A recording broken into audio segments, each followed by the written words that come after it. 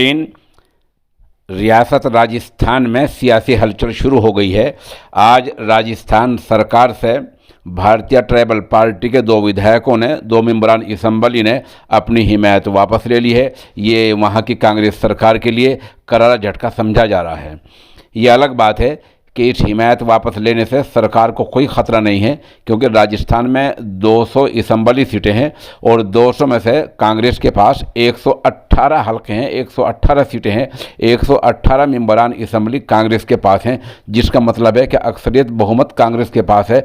सरकार को कोई ख़तरा नहीं है। लेकिन जिस तरह भारतीय ट्राइबल पार्टी के 2 मेंबरान असम्बली ने हिमायत वापस ली है, इसको सियासी हलचल का आगाज़ समझा जा रहा है। और ये भी ध्यान रहे कि अभी 3 दिन पहले ही अशोक गहलोत जो वहाँ के वज़ीर आला हैं, उन्होंने ऐसा खदशा जाहिर किया था कि बीजेपी वाले उनकी सरकार को गिराने में लगे हैं। ये खदशा आज सामने आ गया है।